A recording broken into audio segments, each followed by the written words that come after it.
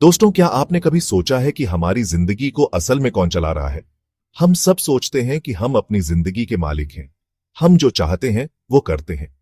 लेकिन अगर आप गहराई से देखोगे तो पता चलेगा कि ज्यादातर फैसले हमारी भावनाएं लेती हैं। सुबह क्या पहनना है से लेकर करियर के बड़े फैसलों तक हमारे इमोशंस चुपचाप हमें गाइड करते हैं, अक्सर बिना हमारी जानकारी के। जब हम खुश होते हैं, दुनिया बहुत अच्छी लगती है, हर काम में मन लगता है। और जब हम दुखी या गुस्से में होते हैं, वही दुनिया बोझ लगने लगती है। छोटा काम भी पहाड़ जैसा लगता है। हमारी जिंदगी की क्वालिटी इस पर निर्भर करती है कि हम घटनाओं पर कैसे रिएक्ट करते हैं। बाहर की परिस्थितियां हमारे कंट्रोल में नहीं है। कभी कुछ अच्छा होगा, कभी कुछ बुरा, लेकिन हमारा रिएक्शन हमारे हाथ में है। यही हमारी सबसे बड़ी शक्ति है। यह शक्ति हमें बाहरी उथल पुथल के बीच भी अपनी आंतरिक शांति और दिशा चुनने की आजादी देती है। इमोशंस का मालिक बनने का मतलब दबाना नहीं है, दिशा देना है। जैसे बेकाबू नदी बाढ़ लाती है, पर बांध बनाकर वही नदी बिजली और सिंचाई देती है। आज हम बात करेंगे किताब मास्टर योर इमोशंस की। यह सिखाती है कि भावनाओं के मालिक कैसे बने। भावनाएं हमारे शरीर और दिमाग के सिग्नल हैं। अच्छा, बुरा या खतरनाक क्या है, यह बताने के लिए। अच्छा लगे तो खुशी दोहराने को कहती है। खतरा दिखे तो डर हमें बचाता है। गुस्सा सीमाएं तय कराता है। अगर हम इन सिग्नलों को पहचानेंगे नहीं तो वे हमें कंट्रोल करेंगे। जैसे खराब स्पीडोमीटर, उससे में रिश्ते टूटते, डर छूटते, दुख जीवन जाता है, और चिंता हमें भविष्य के डर में इतना उलझा देती है कि आज भी कोई कदम ही नहीं। सच्ची हर भावना का मकसद है, संभाल भी डर हो जाता है। समस्या तब है जब भावनाएं हावी होकर लंबे समय तक बनी रहे। लगातार बना रहने वाला गुस्सा या दुख हमारे शरीर पर भी भारी पड़ता है और सेहत से जुड़ी समस्याएं पैदा करता है। सबसे बड़ा सीक्रेट भावनाएं बाहरी घटनाओं से पर हमारी सोच बनती है। एक ही घटना दूसरी आदमी की सोच बदली तो भावना बनती है। समझो, गुस्सा, दुख, चिंता, जैसी सोच बदलती है, बार घटना हमारे अच्छी खबर हम सोच को ट्रेन कर सकते हैं। जैसे शरीर की कसरत, जैसे दिमाग की ट्रेनिंग। अच्छी सोचना उसी पर पावर आ गया। जब यह सवाल नेगेटिव साइकिल होता है और इससे है कि अपनी भावना की शक्ति अनलॉक करने के लिए तैयार है। चलिए शुरुआत करते हैं। आसान है। बार बार एक ही तरह महसूस करने से हमारे दिमाग में गहरे रास्ते यानी न्यूरल हाईवेज बन जाते हैं। विज्ञान इसे न्यूरोप्लास्टिसिटी कहता है। ये रास्ते जितने पक्के होते हैं, हमारी भावनाएं और प्रतिक्रियाएं उतनी ही ऑटोमेटिक हो जाती हैं, जैसे हम किसी लूप में फंस गए हों। ट्रैफिक में गुस्से की आदत बार बार जोड़ा, अब ऑटोमेटिक मोड भावनात्मक आदत। अच्छी खबर, नए सकारात्मक रास्ते बनाए जा सकते हैं। पुराने कम इस्तेमाल से कमजोर पड़ते हैं, लेकिन यह रातों रात नहीं होता। इसके लिए लगातार और धैर्य के साथ अभ्यास करने की जरूरत होती है, ठीक वैसे ही जैसे कोई मांसपेशी बनाने के लिए मेहनत लगती है। पहला कदम, जागरूकता। ऑटो पायलट बंद करके ड्राइवर की सीट पर आना। अपनी भावना को एक नाम दें। क्या यह गुस्सा है, निराशा, जलन या बस थकान?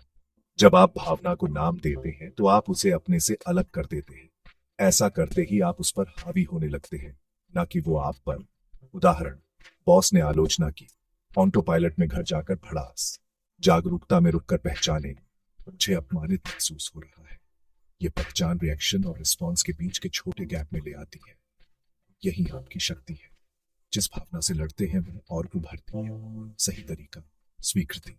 बिना जजमेंट स्वीकार कहें, हाँ रिजल्ट खराब है इसलिए दुख हो रहा है। यह स्वाभाविक है। स्वीकारते ही तनाव घटता है, दिमाग समाधान ढूंढता है। स्वीकृति प्रेशर लोगे तो प्रेशर बढ़ेगा, स्वीकारोगे तो निकल जाएगा। भावना मेहमान है, दरवाजा खोलकर बैठे और चली जाएगी। लड़ोगे तो तोड़ फोड़ करेगी। जागरूकता से पहचान, स्वीकृति से तनाव कम। अब आप रचनात्मक कदम चुनने की स्थिति में हैं। यही छोटा गैप आपके पूरे दिन की दिशा बदल सकता है। अब जब पहचान और स्वीकार हो गया है, अगला कदम अपना फोकस बदलना और एक्शन लेना। यहीं से नकारात्मकता से बाहर निकलना तेज हो जाता है। अगले भाग में फोकस और कार्रवाई से बदलाव देखेंगे। तीसरा कदम है अपने फोकस को बदलना। याद रखें, जहां आपका ध्यान जाएगा वहीं आपकी ऊर्जा बहेगी। अगर आप लगातार समस्या पर ही टिके रहेंगे तो दुख और निराशा बढ़ना तय है। लेकिन जैसे ही आप समाधान पर शिफ्ट करते हैं, आपकी ऊर्जा और भावना तुरंत बदल जाती है। इसे अपने मन का रिमोट कंट्रोल समझिए। नेगेटिव चैनल को बदलकर खुद से बेहतर सवाल पूछें। इस स्थिति में मेरे लिए क्या अच्छा हो सकता है? मैं इस अनुभव से क्या सीख सकता हूं? या आज मैं किन 3 चीजों के लिए आभारी हूं? ये सवाल आपके दिमाग को समाधान खोजने पर मजबूर करते हैं। नौकरी गई? क्यों मैं? से अब अवसर क्या है? पर आए नई स्किल, नया प्रोजेक्ट। डर धीरे धीरे उम्मीद में बदल जाता है। शरीर बदलिए, टहलना, संगीत, सांसें, फोकस भी बदल जाएगा। चौथा और सबसे शक्तिशाली कदम है सकारात्मक कार्रवाई। एक छोटा सा कदम भी आपकी जड़ता को तोड़ सकता है। याद रखिए, एक्शन लेना चिंता और डर का सबसे बड़ा एंटीडोट है। सोचने से कुछ नहीं बदलता, करने से बदलता है। काम कठिन लगे तो सबसे छोटा हिस्सा चुनकर पूरा करें। तुरंत राहत और आत्मविश्वास बढ़ेगा। यही प्रोग्रेस प्रिंसिपल है। अकेलापन? बैठकर सोचना नहीं। कॉल करें, पड़ोसी से मिलें, किसी क्लब, एनजीओ से जुड़े। एक्शन से भावना और परिस्थितियां दोनों बदलती हैं। पीड़ित से कर्ता बनते ही आप अपनी जिंदगी के मास्टर बनते हैं। 4 कदम साथ मिलकर तेज फॉर्मूला बनाते हैं। मिनटों में मन बदल सकता है। रोज अभ्यास जरूरी है। रोज की आदतें असली बदलाव लाती हैं। जैसे हर दिन आभार के 3 बिंदु लिखना, 10 मिनट ध्यान करना, रोज 30 मिनट व्यायाम और सकारात्मक लोगों के साथ समय बिताना। ये आदतें आपके दिमाग में नकारात्मक पगडंडियों को सकारात्मक हाईवे में बदल देंगी, जिससे पॉजिटिविटी आपका डिफॉल्ट मोड बन जाता है। आप अपनी भावनाओं के गुलाम नहीं, मालिक। आप चुन सकते हैं कि आपको कैसा महसूस करना है। याद रखें, यह सफर एक दिन का नहीं, बल्कि जिंदगी भर का अभ्यास है। इसमें उतार चढ़ाव आएंगे, इसलिए खुद के प्रति धैर्य रखें। हर छोटा कदम आपको अंदर से ज्यादा शांत और शक्तिशाली बनाता। आज से ही शुरू करें। अगली नकारात्मक भावना पर 4 कदम याद रखें और लागू करें। अभ्यास से आपकी जिंदगी का कंट्रोल वापस आपके हाथ में आ जाएगा। Master your emotions. आपकी रोज की आदतें ही आपका भविष्य तय करेंगी। आसान है। धन्यवाद देखने के लिए। अपने अनुभव कमेंट में जरूर लिखें।